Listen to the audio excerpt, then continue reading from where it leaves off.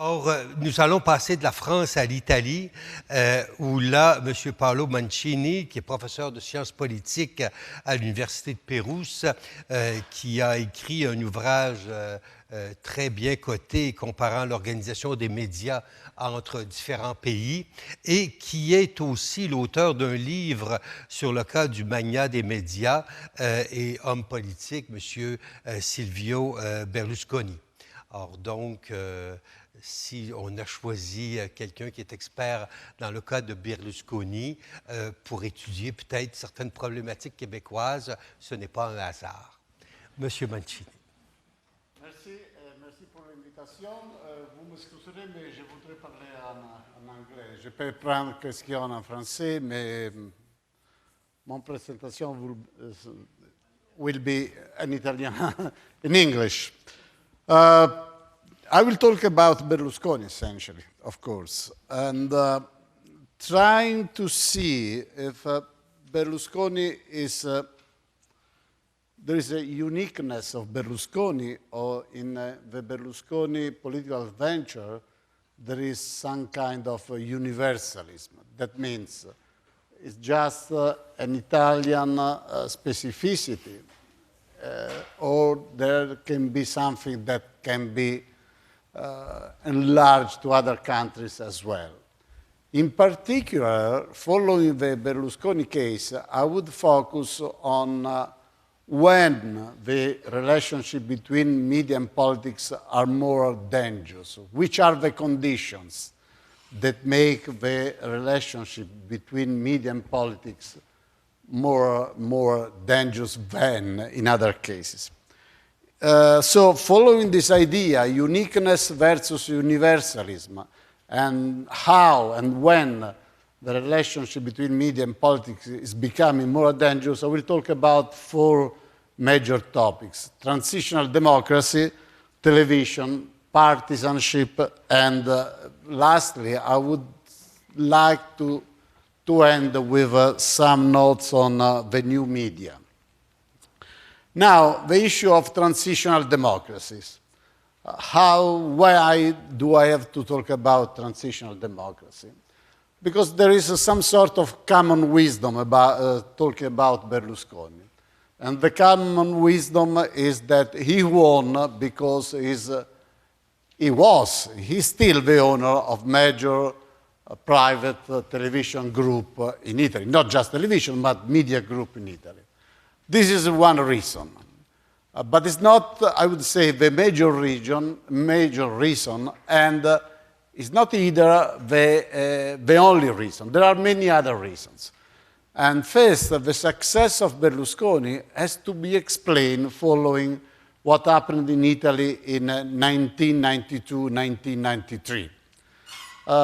We passed from what we call the First Republic, following the French case, to Second Republic, because of the scandals on corruption, what we call Tangentopoli, bribery city, or clean hands, money pulite. The entire old political system was destroyed between 1992 and 1993. What means that was destroyed? That all the old political parties disappeared. Their leaders were arrested, the parties were cancelled, did not exist anymore. Christian democracy, who had the responsibility of Italian government for almost 50 years, disappeared in 1992. The Socialist Party, that was the major ally of Christian democracy, disappeared too. All the other minor parties disappeared because of corruption scandals and so on. Even the only party who survived this big change, the Communist Party, in 1990 changed its name from Communist Party to another name, Partito Sociale, Italian Socialist Democratic Party, and then Democratic Party of today. It's not just a change in name, but it's changing in nature. What means that in 1992, 1993, the old party system was destroyed. And in 1994, there were the first elections that were won by Berlusconi. He won in some kind of hall. There was an empty place. There were voters who did not know who to vote because the traditional parties they voted for decades had disappeared. And Berlusconi filled this vacuum mostly at the center of a political landscape, transitional democracy. And he won thanks to television. What means that the media, and essentially television, when there are not very well-rooted agencies of political socialization, the television play a major role. The media play a major role. And this is the issue of transitional democracy. The relationship between media and politics is more dangerous when the major agencies of information are the media, of course. And this is television. And this is what happened in 1992, 1993 in Italy, and then in 1994. Berlusconi won because he filled a vacuum in the political landscape of Italy thanks to television, but not just thanks to his own television, as I will try to explain, but thanks to his skills on using the media. What means transitional democracy? I give a similar speech very often in Europe, and when I give a speech on Berlusconi in Germany, there are always criticism like this. Berlusconi will never happen in Germany. Or Berlusconi will never happen in the United Kingdom. But when I give a similar speech in Central and Eastern European countries, there are always questions like this. We have many Berlusconis in our country. There is another Berlusconi in my country. So why? Because, for instance, Central and Eastern European countries are still transitional democracy, where the structure of political power are not very well rooted. And in this situation, the media play a very major role as agencies of political socialization. And Berlusconi in 1994 represented the new possible leadership, the efficiency coming from, this morning we had another small seminar, someone made reference to this. He made the reference to efficiency of business. I will bring into politics, into the old corrupted politics, the values of business efficiency. I will be the new thing, opposed to the old corrupted political system. And this is what happens very often when you face transitional democracies. When the old political system go to be destroyed because of different reasons, there is always someone who represents the new, the hope in some way of changing the old corrupted system. And Berlusconi in 1994 won the elections because he represented the new. Efficiency against corrupt politics. The new against the old political class that was corrupt and so on. This is the first issue of transitional democracy. The second issue is television. Now, how important is the property of television? It's important. There is no doubt about that. But saying, as I said at the beginning, that Berlusconi won because he's the owner of a major private television group in Italy, this would be wrong in my view. It's important, but it's not the only possible reason. There are different elements of this. First, he had a very good know-how of television logic. He has been able, and is still able today, to be the major story in all news media, both print and television, because he is able to put himself as the story. The major story about which common people have to talk every day. So he embodied the logic of television discourse, not just because of his own television, but also he was the major story in all the opposing televisions. He was the major story, not just in his group, Mediaset, but he was the major story in public service broadcasting that in 1994 he did not control, but he was able to be there on the front page of newspaper at the opening of a newscast because he said something important for public debate, or at least something that journalists thought that was very important, and they had to open the newscast telling what Berlusconi said the day before. Television again. He embodied all the values of television. Mostly, there is a wonderful phrase by the Italian philosopher Norberto Bobbio. I wanted to show this statement. Bobbio says that the commercial television is naturaliter, he uses the Latin word, a rightist television.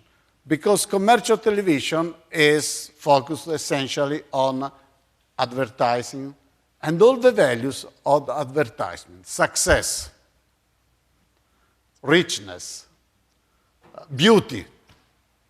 And in some way, Berlusconi still represents all these values: success in business, but also, very important for Italians, success in football, because in 1994, essentially, he was the owner, still the owner, probably he's going to sell tomorrow his own team, Milan, which won the Italian championship in 1994, but is still, not this year, but has been for years, the major Italian team is going to sell Milan to Chinese group. I don't know why, probably because it doesn't make enough money from Milan anymore. But in that moment, in 1984, when he first entered the political arena, he was the owner of Milan, and Milan was the winning team. So success in business, rich person. And sorry to say this, but also, that is very important for many people, and for Italians again, success with women. Wonderful women, success with, I am a rich person. These are the values of television. So Berlusconi did everything to embody the values, the logic, the content of television news, but also in general of television programs. And of course, when in face of television programs there are not other important political and cultural socialization agencies, television becomes the major player also in political arena. And moreover, Italy is television-centered. Traditionally, in Italy, there is a very low circulation of the press, while television plays a very major role in shaping public opinion. Low press circulation, much higher than in Canada and many other democracies all around the world, essentially in Western world. The agenda setter is television. Is not print press. And this makes a big difference, I guess, with many other countries. Italy is a country where television plays a major role. And I will use the word of an Italian journalist. Berlusconi embodies the belly of Italians. What Italians feel for being successful persons. And the success is richness, sport, and television. And Berlusconi embodied all these values. So when television becomes a major source of information because of a weakness of other traditional political socialization agencies, there the relationship between politics and media become more and more dangerous. And this can be enlarged to other countries as well. And it's not just the Italian case. A third feature, partisanship. Berlusconi did not invent anything in being supported by television and by newspapers, because the Italian political system, in Italy in general, the relationship between media and politics has always been very strict. We have a tradition of partisanship of the press, of partisanship of television. And it's not just the case of Berlusconi that inaugurated the strict relation between media and politics. It was already there. There was a habit, there was a tradition for journalists not to be neutral, but to be partisan, which I don't think that is bad. I don't think that, maybe I am saying something very scandalous, but I don't think that neutrality is better than partisanship if you have pluralism. Italian public sphere is a very alive public sphere, has always been very alive public sphere, also because of the partisanship of this media. And of course, this is a risky situation. And Berlusconi took advantage of this already existing situation of partisanship, controlling a large part of the media. But it did not inaugurate anything new. That was already there. That was a custom, that was an habit of Italian public sphere to be partisan. And so Berlusconi just followed what I was listening to for Torino, and when he said that many French newspapers are now bought or close to industrial groups. Traditionally, in Italy, this relationship between industrial group, important corporations, and media has always been very strict, the relationship. Major Italian media are owned not by entrepreneurs making money just from the media industry, but they are in the hands of industries having many other interests in different business activity. This is another characterization. So where the relationship is risky, where, of course, there is a tradition of ownership in the hands of corporations, industries, having interest in different fields than the media. And of course, there is a long tradition, there has been a long tradition for decades, if not for centuries, of party press, which reinforces this idea that the media can have some kind of partisan attitude. And Berlusconi jumped into this situation of well-rooted partisanship. What else? Yes, I want to close with new media, because in a way, Italy, for different reasons that I have still to figure out, can be conceived as some sort of laboratory for good or bad relationship between media and politics. I just talked about the case of Berlusconi, but now I want to talk about another case that I don't know how many of you are familiar with, the case of this showman, Beppe Grillo, who is the leader of a movement that was established just 3 or 4 years ago, the 5 Stars movement. The 5 Stars movement in the last European elections, was the second party in Italy in terms of votes, much ahead of the Berlusconi party.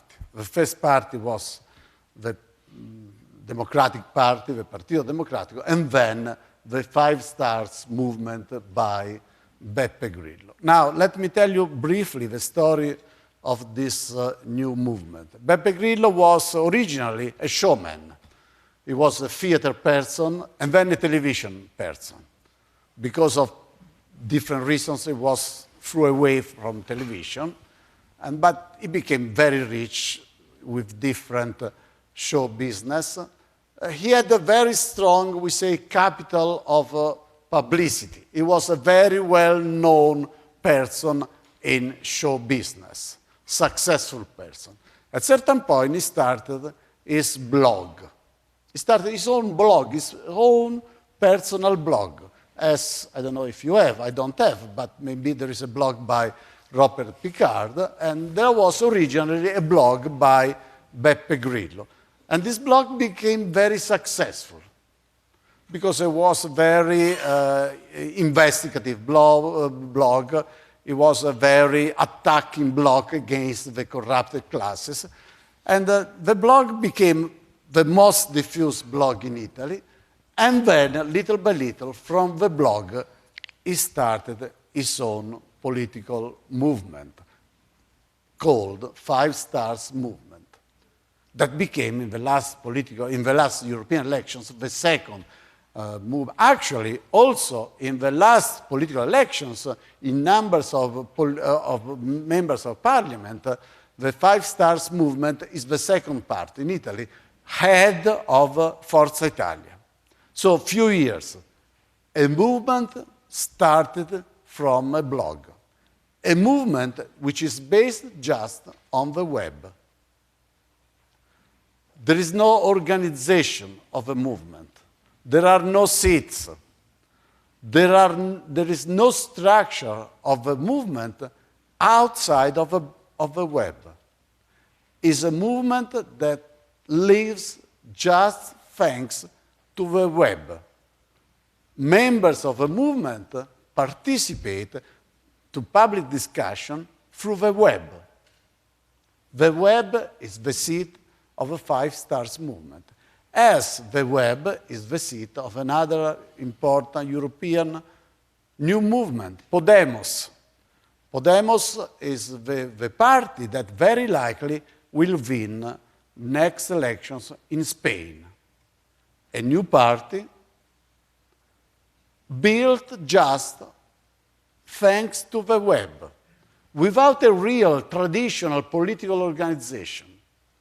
The only organization of Podemos, such as was the organization of pirates in Germany and in Sweden, but Podemos is much more successful than the case of pirates in Germany or in Sweden. And the strength of Podemos comes just from the web. So, if I can finish with a word of a political scientist, Bernard Manin, who in his logic of representative government talks of people democracy, public democracy, democracy of the public, that is replacing the old parliamentary democracy, party democracy. Manin said that after parliamentary democracy, party democracy, now we live in the age of democracy of the public. An actor performing in front of the public.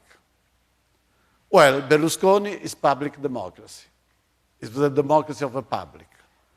An actor performing in face of the public of television.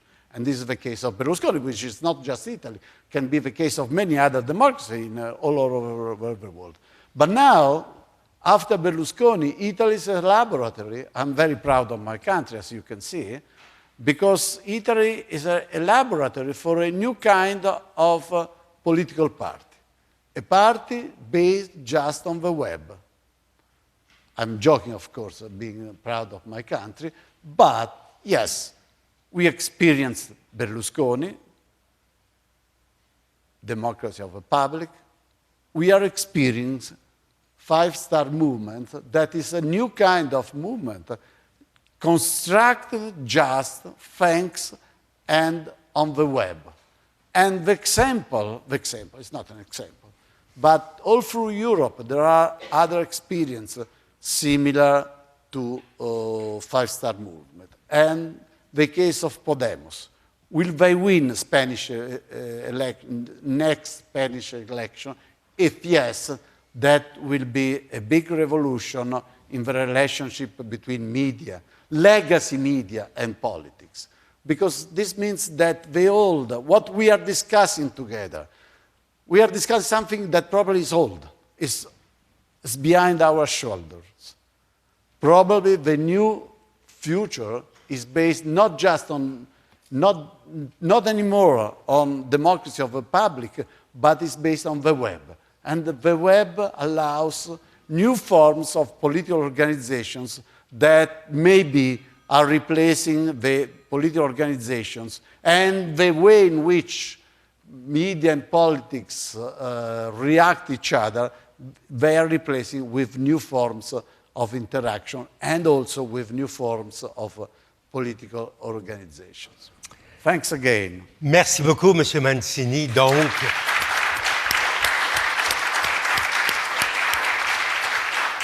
sommes-nous au Québec dans une démocratie de transition? Est-ce qu'il y a des gens qui sentent qu'il y a un vide dans le leadership et l'intégrité? Est-ce qu'on veut remplacer, nous donner un club de hockey qui ressemble au Milano? Or, c'est des questions que vous posez avec, évidemment, la question sur les nouveaux réseaux sociaux.